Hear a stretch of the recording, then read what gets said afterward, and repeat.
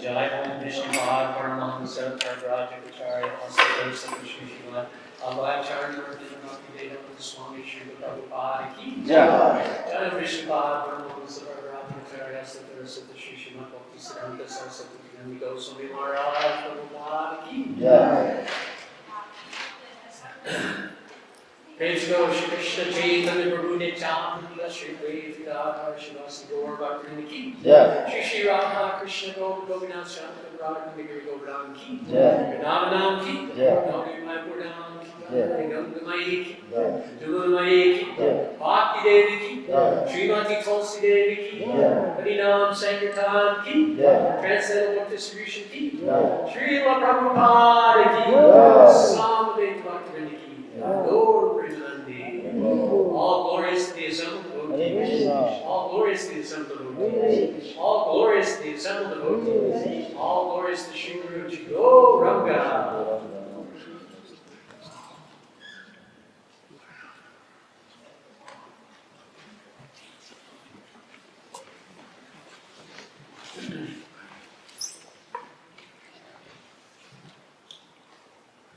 So, did anybody wake up this morning and think, where am I? Where have I come from? Where am I going to?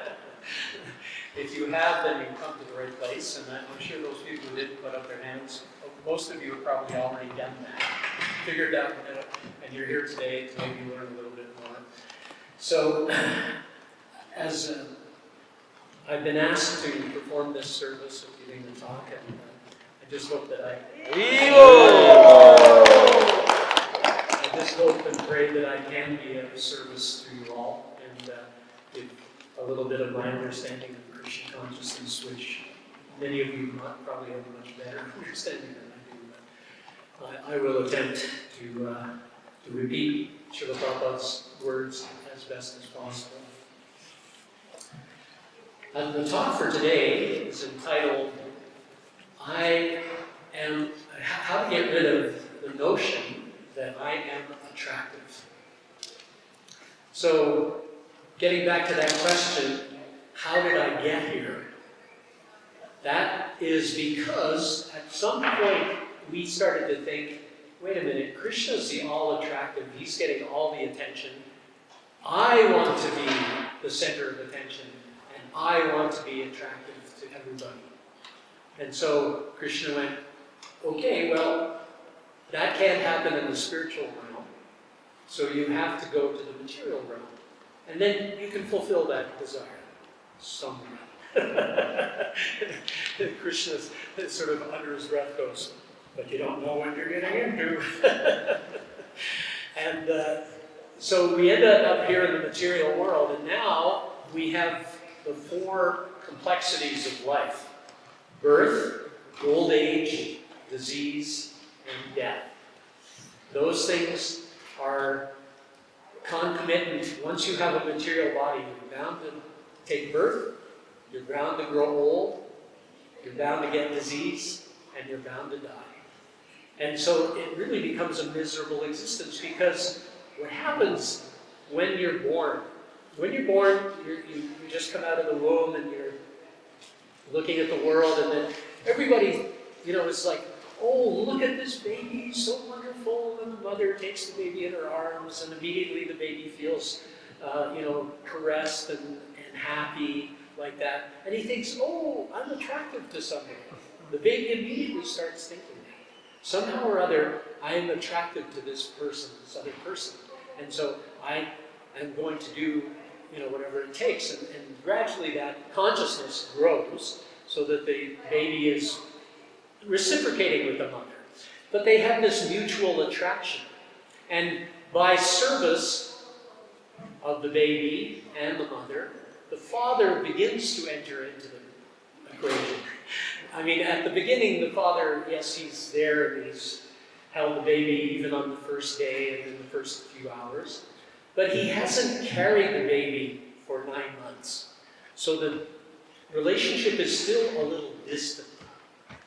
But because he starts to perform service to the baby and to the mother, then the love relationship grows between the father and the mother, but the love relationship really grows between the child and the parent and the father. Because now he's performing this service, and the baby's going, oh, he's doing so many things for me, and so I love him, like that. And so immediately the baby starts to think again that now I am doing things that attract him to me because I want my father to be attracted to me. And so in this way, that desire for attraction to attract other people starts to grow within the heart of the living entity.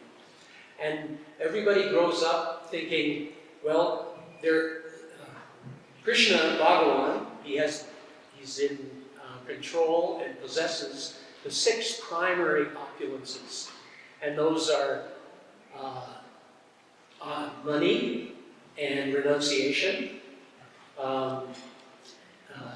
there's strength and knowledge and beauty and everything else. Fame. Oh, Glory. fame, thank you. Yeah, all fame. So in this way, Krishna has all those 6 opulences, and everybody in the material world is trying to get some of those opulences. So Prabhupada once said that even a pauper is proud of his penny. So somebody who may be very poor, homeless even in Canada, but sometimes he may get a little bit of money, and everybody else is coming over. Oh, like if he gets, they're all panhandling on the street, and if he gets some money, then everybody goes, oh, look what you got, like, yeah, I got that.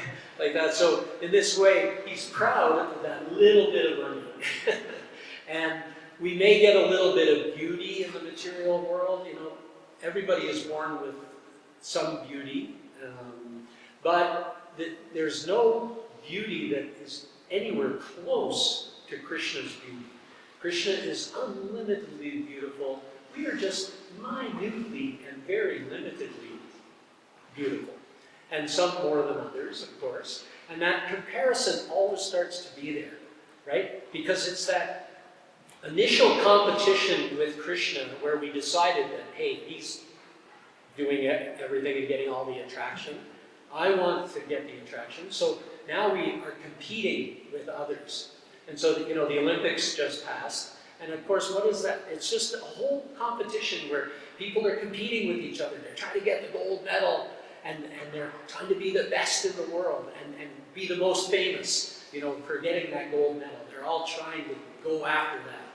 And what is it? It's just that initial envy of Krishna that is causing all this entanglement in the material world and causes the living entity to go throughout their day thinking that if I just go to my job and make my money, then my wife will be attracted to me, and the wife is thinking, well, if I go to my job and I come home and cook dinner, then my husband will be attracted to me. The wife always gets 2 jobs, and which is not fair, but that's often the way it is in a marriage.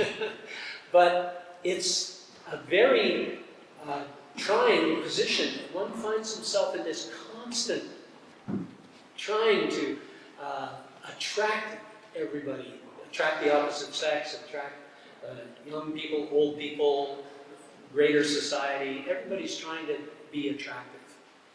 And do any of those material things that we get in our life, are they anything attractive to Krishna? Is our intelligence attractive to Krishna? Because he's got unlimited intelligence, right? And is our fame, who was it, the New York artist who said everybody gets their 15 minutes of fame? Like that, so everybody gets a little bit of fame. But that fame is so fleeting. But Krishna has unlimited fame, and it lasts forever. Krishna has been known throughout the history of all the material worlds, but he's eternally, where there is not even passage of time, he's always the most famous. Everybody is talking about Krishna. Everybody is chanting Hare Krishna. everybody is working for Krishna like that. But in the material world, we're getting all these little bits of these opulences and thinking somehow or other, I'm attractive. And that is really not helping us in the long run because it only leads to death. And then what happens? Whatever, beauty, fame, knowledge, strength, renunciation, Lakshmi, money, whatever you've accumulated in this lifetime, what happens at death? Can you take it with you? No. You can't take any of it with you. And then you have to start all over again. And depending upon how you lived your life, you may not even get a human form of life in the next life. You may get an animal birth. And, there's some animals that are pretty, and there are some animals that are not so pretty. Do you know does anybody know when Prabhupada was asked, what is the most beautiful animal, what his answer was? Horse. Horse, yes. But at first the devotees said cow. Because Prabhupada said, no, the cow's ugly. He actually said that. And but the horse is very beautiful, And so in this way, this beauty in the material world is there, even in the animals. There are some animals which are very pretty, and then there's some animals like some people really hate spiders or scorpions or snakes like that. And there's some animals that are really ugly, right? And so in this way, we get varying amounts of all these different opulences as we go throughout our sojourn in the material world. So getting rid of that understanding that I am attractive is essential to actually getting out of the material world. And how do we do that? Because we're stuck in the material body and we are thinking that we are this body. That is the first and foremost realization that we have to come to. That first I want to get rid of all attraction, but how do I do it when I am this body? But we have to come to that point of thinking, I'm not this body. I am spirit soul within the body. And I have nothing really to do with this body. The spirit soul has been staying, my consciousness has stayed the same through so many different bodies. Elephant bodies, lion bodies, demigod bodies, demon bodies, all over the universe. We've been everywhere. We've done it all. And when we've actually come to start asking that question, who am I, where have I come from, that's because the spirit soul is finally sort of going, wait a minute, I'm tired of just taking birth after birth after birth. I don't want this anymore. And when the living entity comes to that realization, then this whole process starts to take place. So, again, it's trying to get rid of that notion of attractiveness. So, do we try to starve ourselves? Does everybody know the story of Liquid Beauty? Everybody know that story? Does anybody not know that story? I don't know. You don't know that story? Oh, okay. Well, there was this gentleman who saw this woman on the street, and he very much wanted to go out with this woman. Okay, you know the story, yeah. And so, she goes through all the purgative process and everything, and she just becomes she loses all her beauty. Her face is, completely shrunk in, and her body's, her lovely shape is completely gone. and he goes, what happened to your beauty? So she goes and she brings the bucket of all the vomit and the stool and everything else. She goes, here it is. So this is the beauty. Because that's what she got rid of, right? So that is what beauty is in the material world. So we can't go through that process. But we have to start realizing that we are not the doers. Especially in the material world, Krishna says in the Bhagavad Gita, Yanturudani Mayaya, that we are like living entities riding on chariots, these bodies. We're riding on these chariots and machines made of material nature. All these different bodies are machines made of material nature. And we are ended up in this situation, and we're thinking that karta hung iti manyate. Karta hung. Karta means doer, and hung means I. And so we go around thinking, I am the doer. I am the doer. I'm doing this, I'm doing that, I'm doing this. But in actuality, Krishna says they're carried out by the three modes of material nature. So it's only when we actually start to come to practicing Krishna consciousness that we can actually make a free choice in the material world. I mean, there is a minute amount of free will in the material world. Like when you walk out the door, you can choose to go down Avenue Road or you can choose to go up Avenue Road. You have that free will. But in essence, according to the three modes of material nature, it's already pretty much decided which way you're going to go. and even if you still have free will, absolute free will, Krishna knows the future in every one of its little branches. You know, just like if I decide to move this way, all of a sudden that's affected so many things in the material world. Just, you know, the butterfly effect, has anybody heard of that? You know, a butterfly flaps its wings on the other side of the Pacific Ocean and it causes a storm in Texas. And so that type of thing, Krishna knows every way in which the material world can move. So that's how he knows the future. That he knows every bit of the future. So whatever we think of, Krishna already knows how that's going to work out in every which way. And even every choice that we make at each second, he knows all those unlimited, I mean, just think of the knowledge. You know, the brain power. I mean, we think in terms of brain power. Krishna, of course, is unlimitedly knowledgeable, and he's the source of everything, so he understands it all. And he understands the past, present, and future. And for him, all of that is just done with just a spark of his energy. Just a little spark of his energy, and he knows how every living entity is going to live their life. So, what we need to do is we need to figure out, well, how, if I'm going to go back to the spiritual world, Krishna sent me here to try to be independent of him. How do I go back there? So who do we need to be attracted to? Krishna, right? We have to be attracted to Krishna.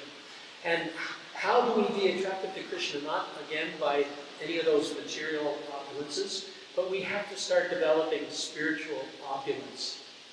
And what is spiritual opulence? And it's not something that we should be proud of. Like, when we think of advancement in Krishna consciousness, sometimes we think, oh, there's an advanced devotee, and we idolize them, and we worship them, and everything, which is okay.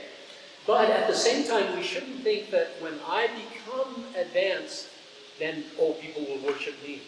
Because that's the mentality that got us into the world in the first place, right? So we have to guard against that, because it happens all the time. Like even when I'm asked to give class, and I'm giving class, sometimes I'm thinking, I'm speaking so much, you know, that sounds as though Prabhupada was saying it.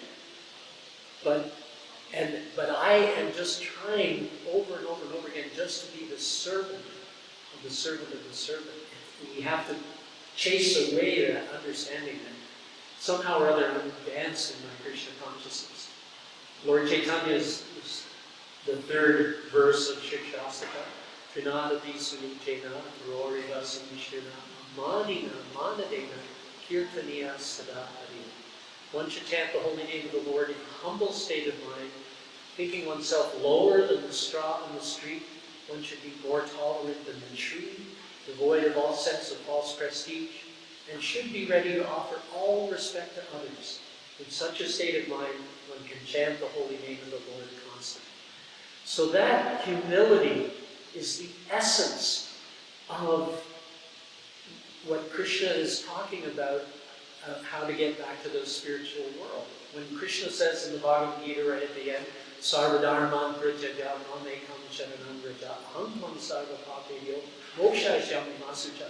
Just abandon all varieties of religion and surrender unto me. I shall deliver you from all sinful reaction. Do not fear. So that complete surrender to Krishna can only happen when we have completely given up any sense of false prestige, any sense of I'm attractive. So that's where we have to come to that point.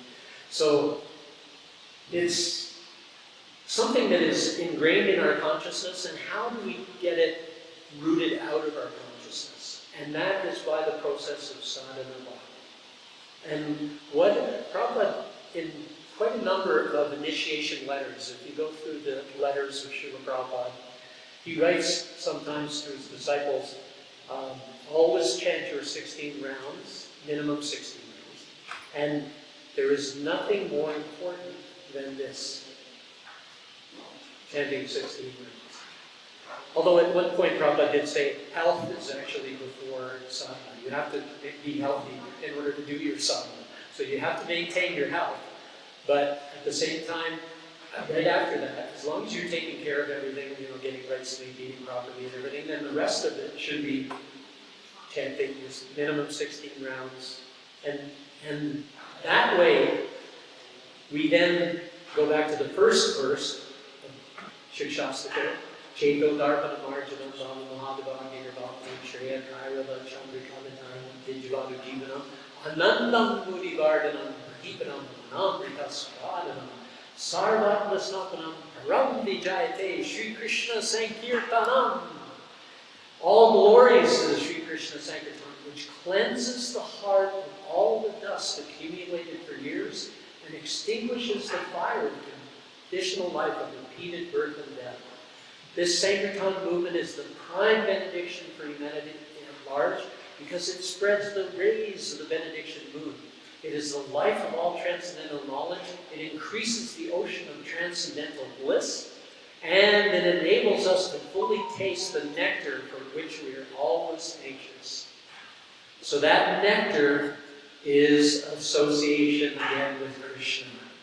Right? That's what we want. That's the nectar that we want. And we are cleansing our mind by engaging in kirtan and in japa, by chanting the holy name. We are actually cleansing the dust off the mirror of the moon. And just like when you're cleansing a mirror, if you have the cloth, the thing for cleaning the mirror, if you put it right on the mirror and wash the mirror, then it's going to get clean. But if you only hold it 6 inches away, it's not going to help so much, right? I mean, you may go, sort of flap it at the mirror, and maybe some of the dust will come off. but you're not going to get all the dust off unless you really scrub, right? So when we're chanting our japa, the same thing. We need to hold the mantra in our consciousness as much as possible.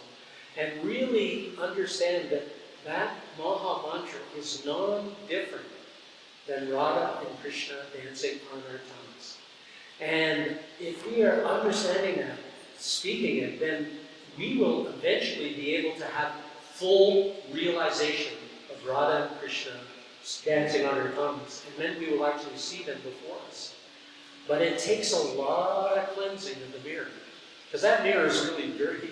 I mean, it's been accumulating so much dirt for how many, zillions and zillions and zillions of lifetimes. It's almost called eternity, but the real definition of eternity, as Srila Prabhupada said, is not the eternal passing of time, but it's timelessness. And that's the nature of the spiritual world. It's timeless. And in the material world, eternity, we are condemned here. We're nityabada. We're eternally conditioned souls. But at some point, we were nityasiddha. We were with Krishna. And Prabhupada, I've got a quote in my phone. We were nityasiddha with Krishna. We fell from the spiritual world, although Prabhupada uses the word fall, but he also says, actually, in one point he even explains, actually it's not a fall, but it is like the sun becomes covered by the cloud. So Krishna, the son of Krishna, becomes covered by the cloud. You can't see Krishna. And so then you just start looking around for everything else that you can enjoy, because you wanted to enjoy the relationship with Krishna, but then you decided not. You became covered, and then you start looking everywhere else for enjoyment.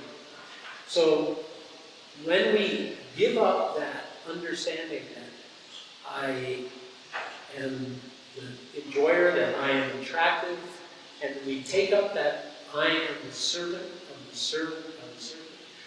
You know, Lord Chaitanya says that I am the Naham Vipro Nacha Narapatir Nami Vaishno Nasudro Naham Varni Nacha Vihapatir Lovanasto Yatirva Kintu Kodam Nikola Paramananda Pranam Vihapatir Gopi Bar Vadakamalor Das Das Amidas. So Lord Chaitanya says, I am not a Brahmin, I'm not a Kshatriya, I'm not a Vaishya, I'm not a Sudra, I'm not a Brahmachari, Grihastha, Vanaprastha, or Sannyas. I am simply engaged in the service of the service of the divine couple, and I am the servant of the servant of the servant of those who are serving the divine. So that is the ultimate realization that we have to come to. And it does take just practicing sadhana bhakti, and it will take some time. I was reading recently in Prabhupada was asked by the devotees, how long does it take? Prabhupada said, well, it can take a second. You can be immediately completely Krishna conscious. But because of all the baggage and the dirt and everything on our consciousness, it's really not possible unless there's some kind of miracle.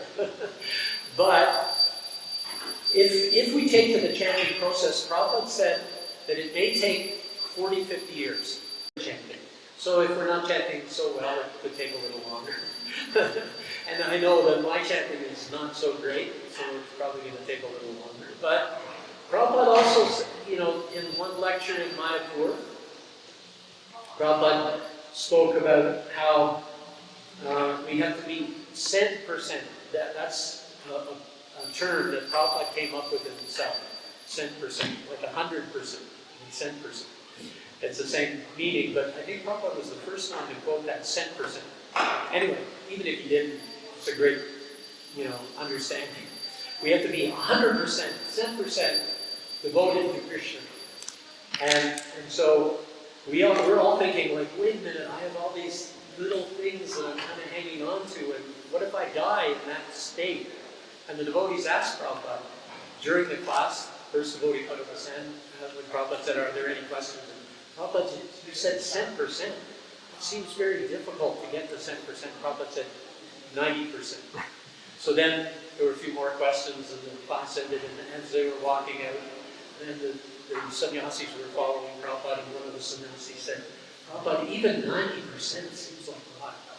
Prabhupada said 80%.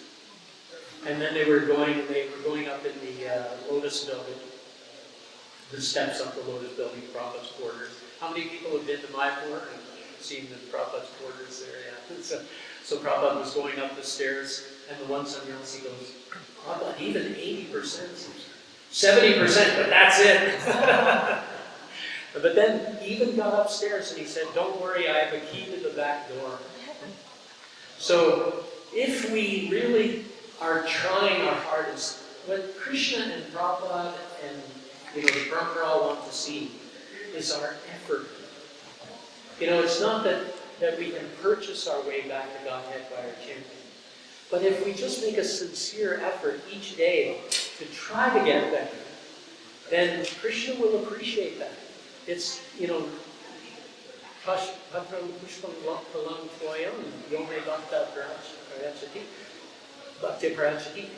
the bhatyas, by the bhakti, that Krishna accepts what is offered. It's the love with which it's offered. He doesn't care about getting a little flower or fruit. He is everything. He is everything, right? So he doesn't care about those things, but he wants the love. So if we have that love and that determination to try to just do a little better today than I did yesterday, then we have a hope of getting back to the spiritual world, even in this moment. So, I don't know, I think I'll stop there. Are there any questions or comments? or addition, subtraction. Yes. So,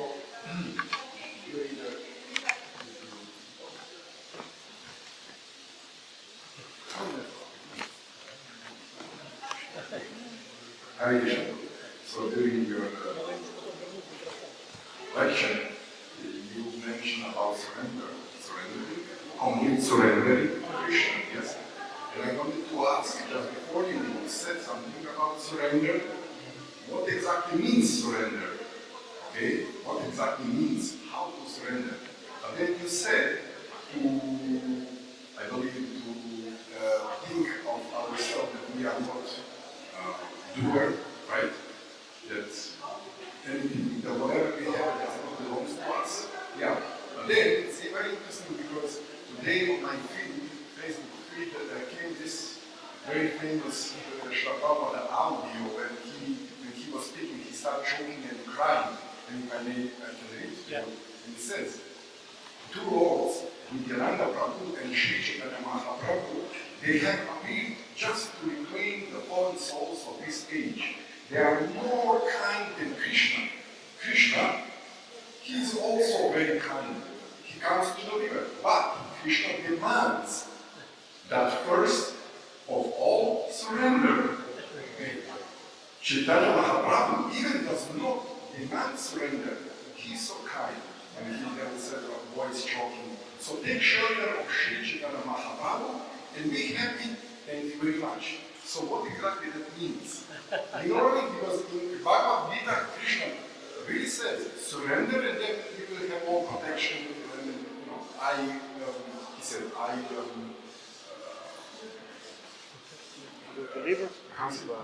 yeah.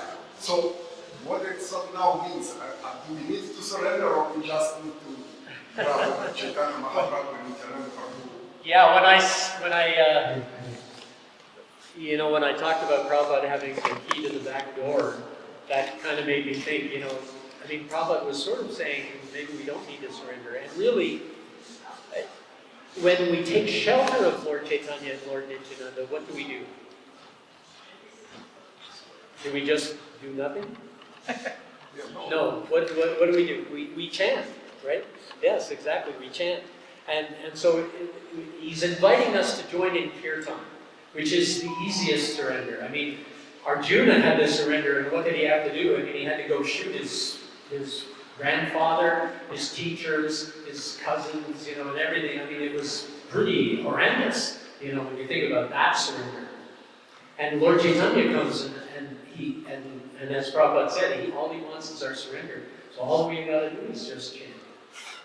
And by that chanting, and by really trying to meditate on that chanting, like even when we are in kirtan, I know we're dancing and chanting and we're getting absorbed, but we can also at the same time just be trying to meditate that, yeah, Krishna's right here.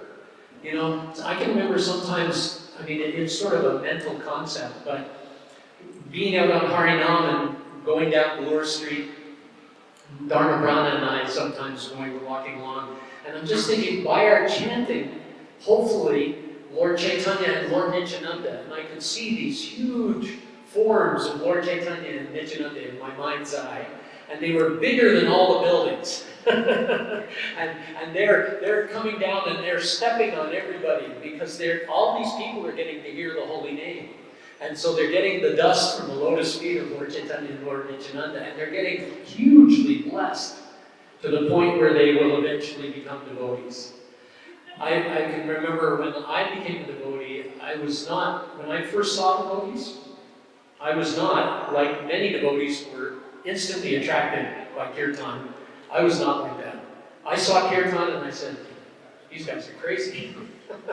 And somehow or other, but hearing the holy name and everything, Krishna arranged that I ended up meeting somebody who had been a devotee, had moved out of the temple, was dressed in regular clothes, and he told me all about Krishna because I was running away from anybody who looked like a devotee.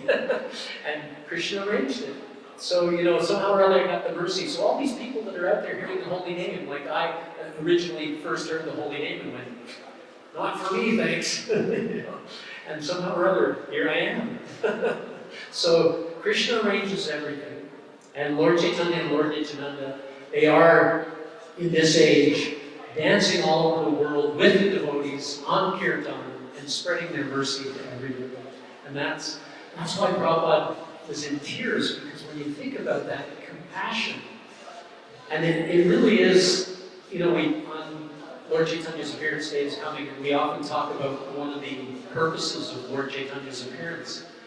And it was to taste the mellow of Radharani and what Radharani is feeling for Krishna.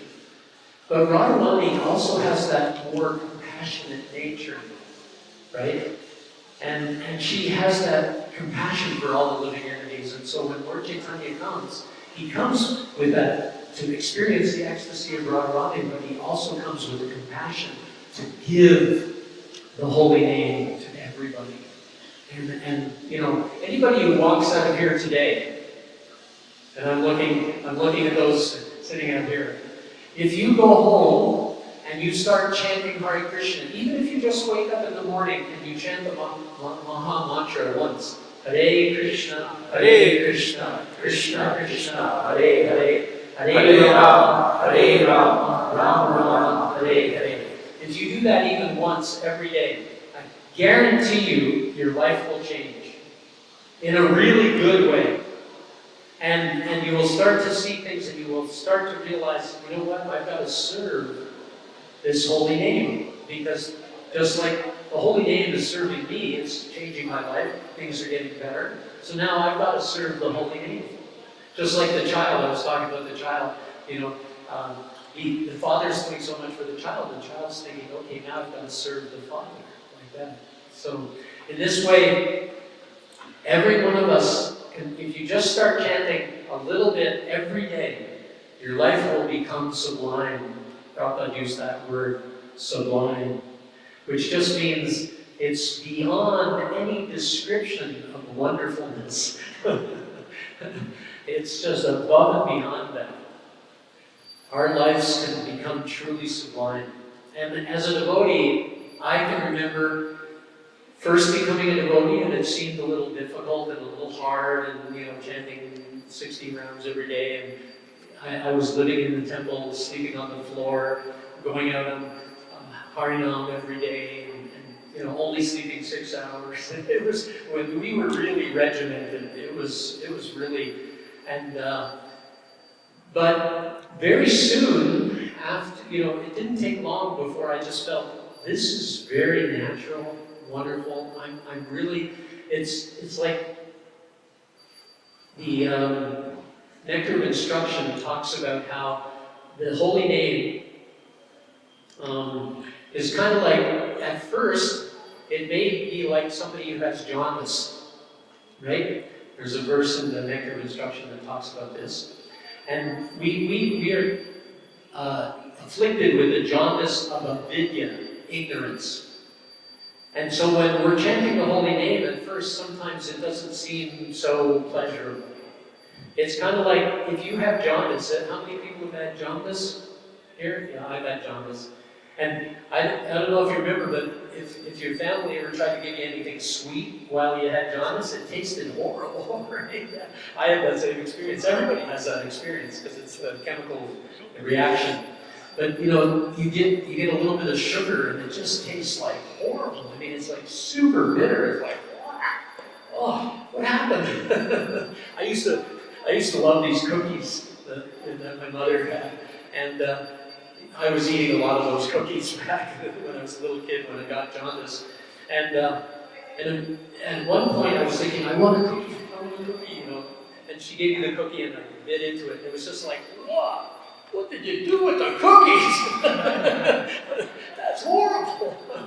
And, so in the same way, the holy name, often for some people like me, it sounded horrible. It sounded like something that I didn't want to hear. It's like I was really drenched in Maya.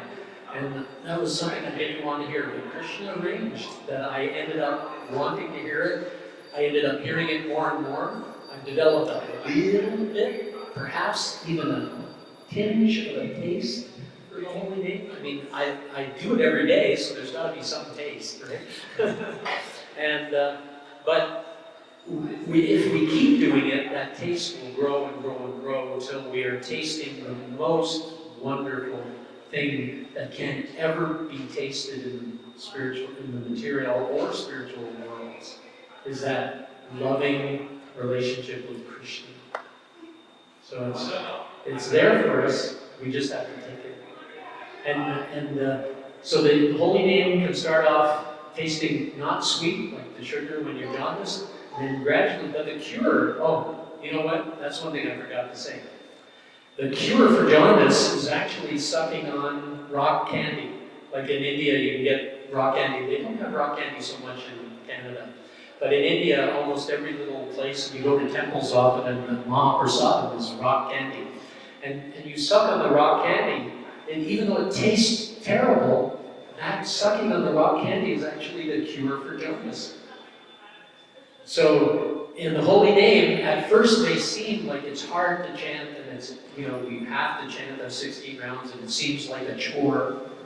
But eventually that sweetness will start to come, and we'll get that taste of the sweetness, and it'll just grow and grow until we're tasting it fully sweet. And we're really engaged in pure love for Krishna.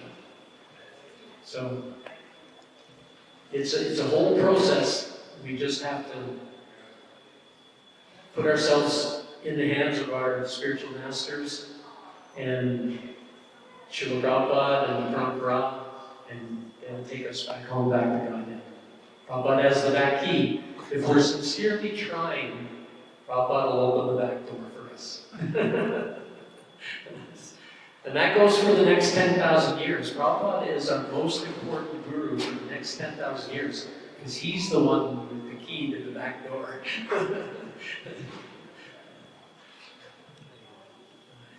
I mean, not that our old guru isn't important, but Prabhupada is the preeminent Shiksha guru. He is above and beyond everyone. Yeah. The founder Acharya of our ISKCON movement. So, anything else? Yes. Hare Krishna. Thank you for the lecture. So it would be like several thoughts together. So you talk about attractiveness, right? We want to be attractive so other people would serve us, would like us, they would think about us, right? And we as devotees need to think about Krishna like all the time, like keep him in mind. But interesting thing I came to my mind, I heard it somewhere, that it's important for us to think about Krishna, but it would be very good if Krishna would be thinking about us. Which maybe it's selfish, but do you remember this? Yes, yeah, it's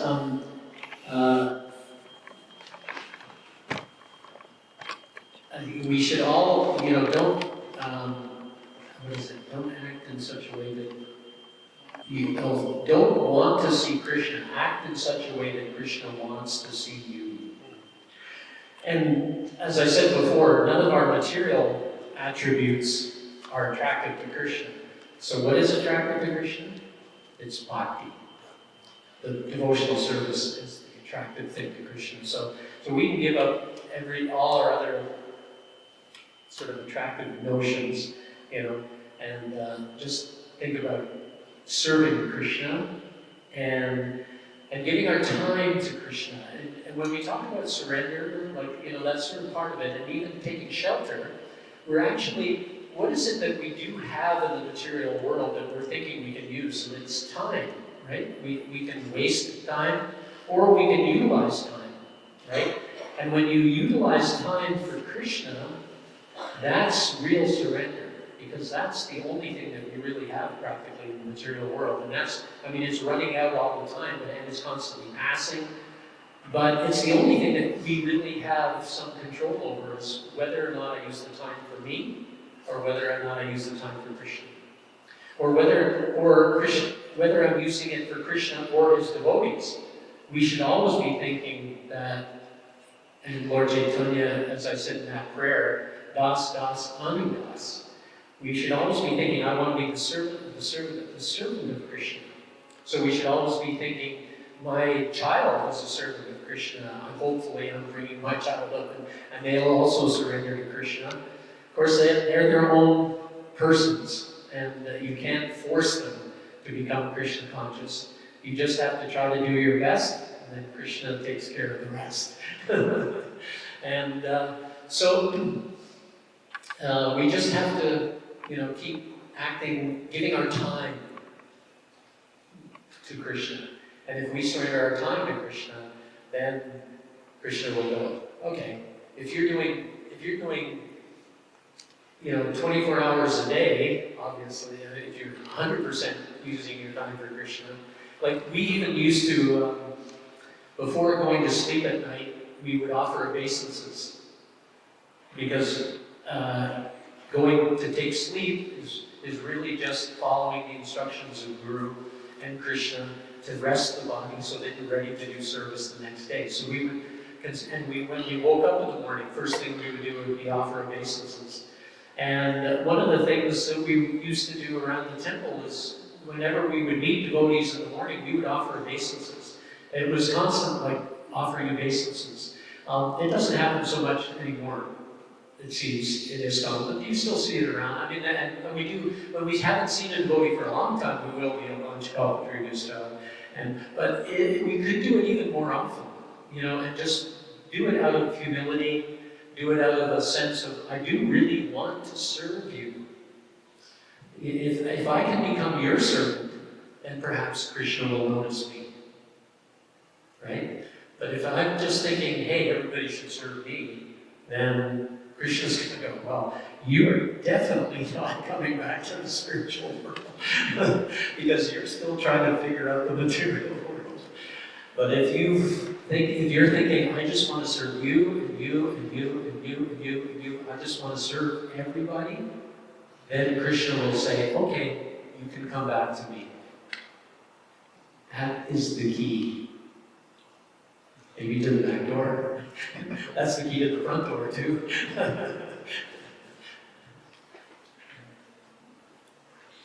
Thank you.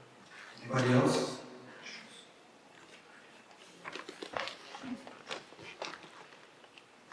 Hare Krishna, thank you very much for this class. You're talking at the beginning about qualities of Krishna. That Krishna has many beautiful qualities, and I remember the purport I read. Unfortunately, I don't remember where exactly, but it was from Sri Prabhupada that Krishna has indeed many beautiful qualities, but compassion is not one of them, because he delegates this quality, compassion, to Guru, to spiritual masters in this world, because Krishna is joyful, right? He is not busy with any work, he is always playing with his friends, devotees, and that's why when compassion would disturb his place, would you please comment on this? Like, doesn't Krishna have any compassion with us at all in this form? Yeah, I mean, that's why Krishna has many different forms, and he has different qualities in all these different forms, right? And interestingly, I mean, Krishna does show compassion in a lot of ways to devotees, although in true essence, Krishna is enjoying the devotees, he's situated in the spiritual sky, and he doesn't care at all what's going on in the material world.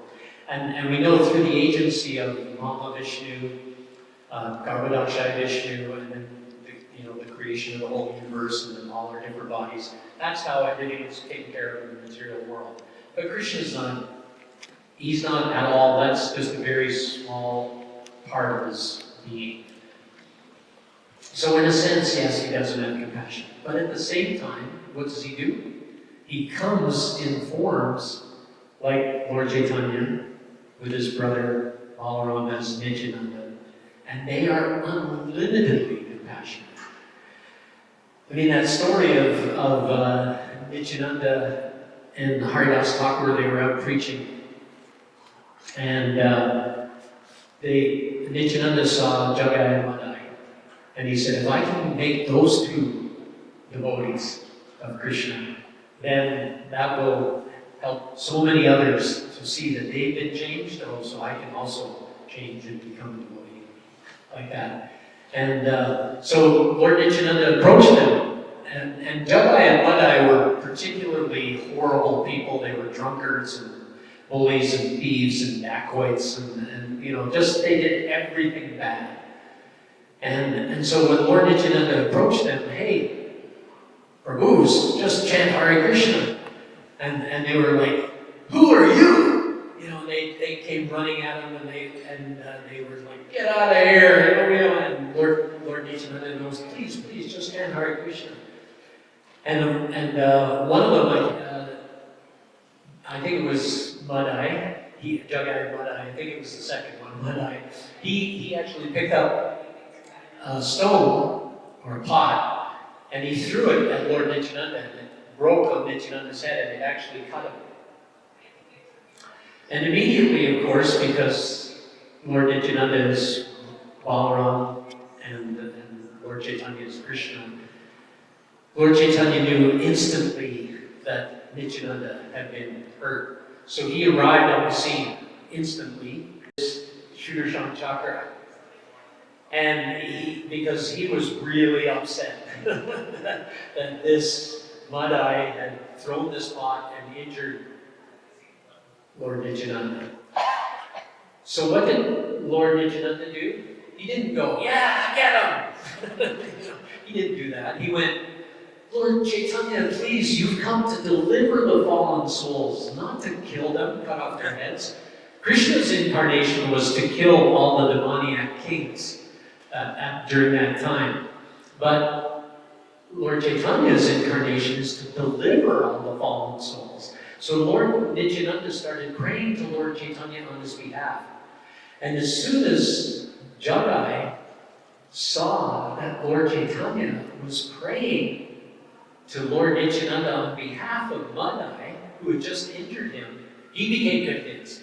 And he started bowing down, and they both started, they said, we surrender, and they started chanting Hare Krishna, and immediately they were filled with, to have that position. Of course, there's a whole explanation about how Jagai and Madai got into that position, but they're actually devotees who, Jai and Vijay, who fell into this material world, and there's a whole story about it. But immediately they woke up to their proper position, started chanting Hare Krishna, and were in ecstasy, and all the people around Hare Krishna, they all started dancing and chanting in ecstasy as well. So it's true that Krishna, in one sense, has no compassion, but at the same time, he arranges so many ways in which he wants the souls, the jivas in the material world to come back to him much more than we want to go back to him. He really, really wants everybody to be enjoying with him. He doesn't want us to be all separated and thinking of ourselves and thinking about how good a professor I am, how good a doctor I am, how good a lawyer I am, or how good a car driver I am, or a skier I am, or a swimmer I am, or whatever, It's like, he doesn't care about any of that. But if we just surrender, then Krishna will take us back. And he wants us all to come back and give up all those false notions. Sarvopadi vinirmuktam, tatprapte vinirmalam, rishikena, sevanam bhaktir kuchite. It says sarvopadi vinirmuktam. Sarva means all, upada means designations. And vinirmuktam, become muktam means free. So become free from all designations. So we're thinking, I am a man, I'm a woman, I'm black, I'm white, I'm Indian, I'm German, I'm American. All these are designations, and they have nothing to do with our soul and our eternal relationship with Krishna. So, and even religious designations, I'm Muslim, I'm Christian, I'm Jewish, it has nothing to do with our eternal relationship with Krishna. Each jiva has an eternal relationship with Krishna. And what is the best way to just reestablish that relationship? That's what every living entity should be doing, is finding the best way to reestablish that relationship. Not just saying, well, I'm Christian and you're Jewish, so, that means you are nothing. No. I mean, we should not be going around even and saying, well, I'm a devotee and you're not a devotee, so you are nothing. No, we should be thinking, how can I, like Lord Nityananda, we should be emissaries of Lord Nityananda. And we should be thinking, how can I help this jiva become a devotee so that I can serve him? I can also, vajrakalpa to him.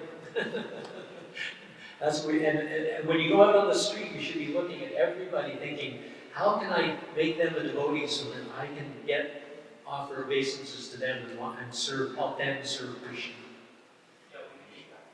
That should be our mentality.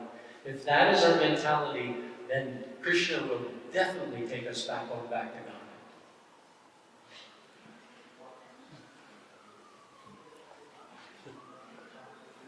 Anybody else?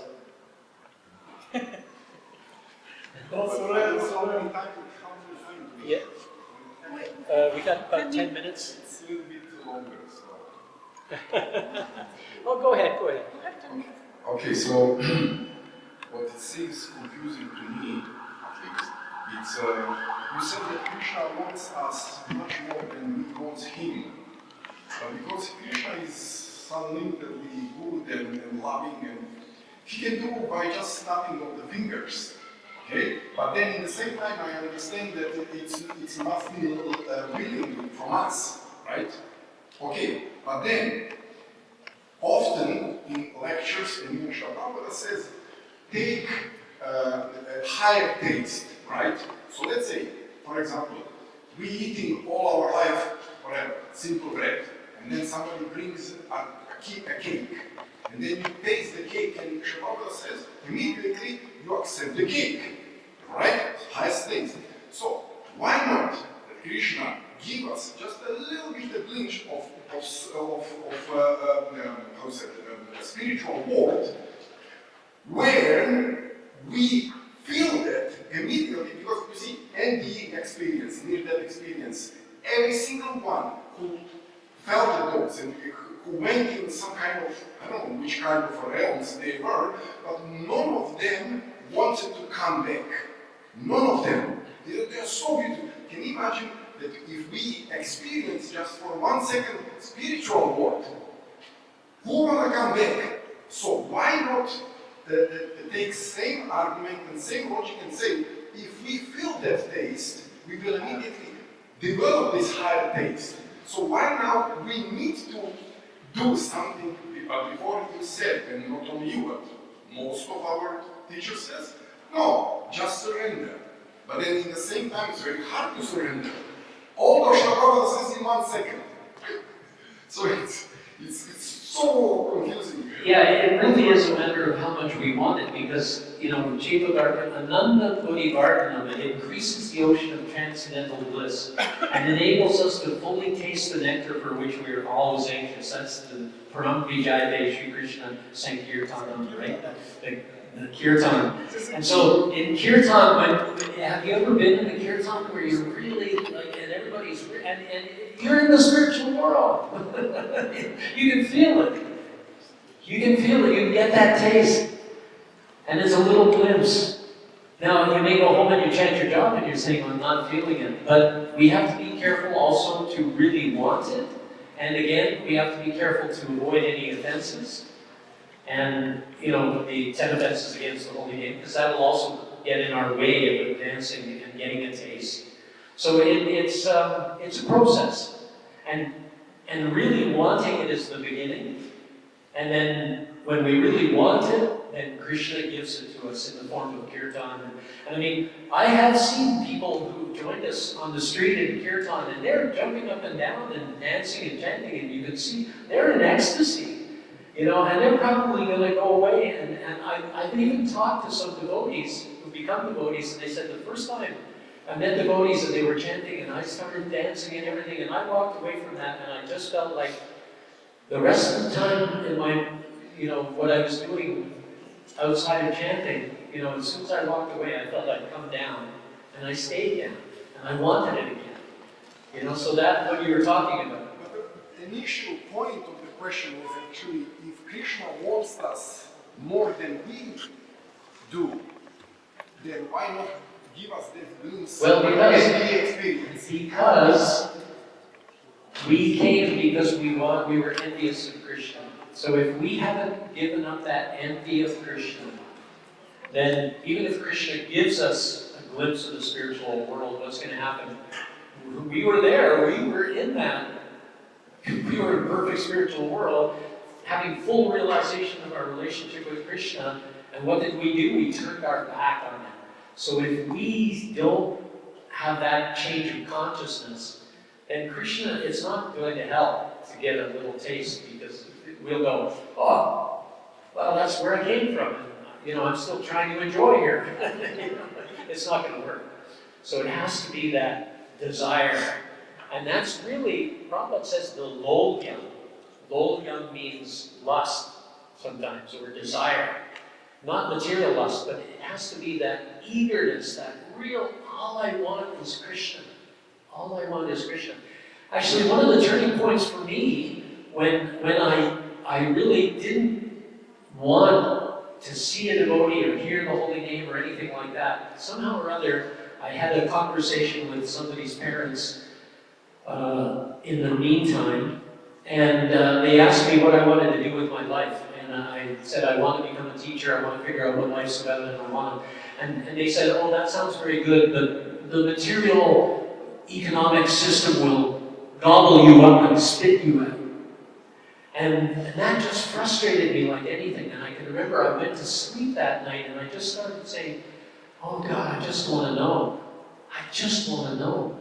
What is the absolute truth? What is the truth of this world? Where have I come from? Where am I going? And I started asking those questions, and literally, I started crying. I mean, I was crying so much, it wet my pillow. And I was at their house even, and I was crying and crying and crying for at least half an hour before I fell asleep, because I normally fall asleep like instantly, almost. But for half an hour, I was just crying, please God, I just want to know, I just want to know, I just want to know.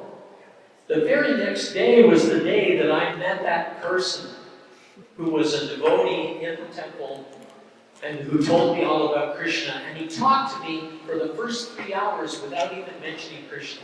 And he didn't talk about Bhagavad Gita or anything, he just mentioned the philosophy, reincarnation and transmigration of the soul and the modes of material nature, but he never mentioned Krishna. He talked for 3 hours without saying Krishna. And then after 3 hours, he said Krishna, and I went, wait a minute. You mean those guys with the bald heads and the stuff on their foreheads, they know all this? And he said, yeah. And I said, oh, I've been running away from those guys. And I've been wasting my life running away from those guys. And so the very, and he took me back to his place, he showed me the Srimad Bhagavatam, and I can remember reading it.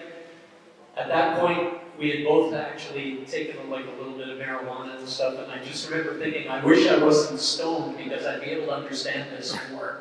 And that just, that was what set me up for, within 1 year I was living in the temple.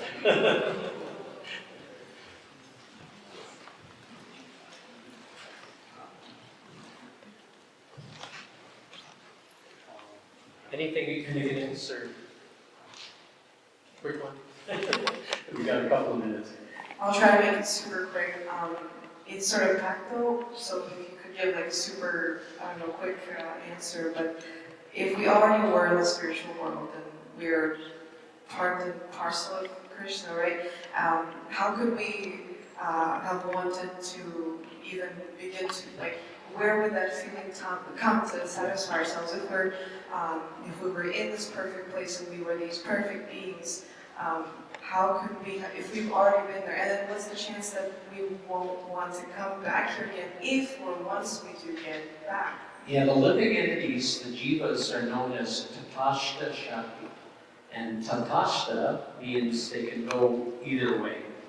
They can be in the spiritual world or in the material world. And Prabhupada compared it, and it is compared to like being on the beach. Sometimes the waves come in and they go over some of the rocks, and then sometimes they go out and the rocks are dry. And so we always have free will. And free will is necessary because Krishna doesn't want a bunch of slaves in the spiritual world. He wants individuals who love him and voluntarily give their love. Because that's what love is. It's a voluntary giving. If I were to say to you, give me your phone right now, would your giving me your phone be an act of love? Probably not, right?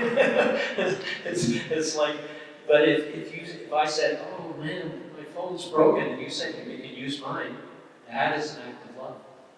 You see? So we can either, in the spiritual world, because Krishna is supreme, and we, at some point, we have free will, and we can say, I am going to withhold my love for Krishna.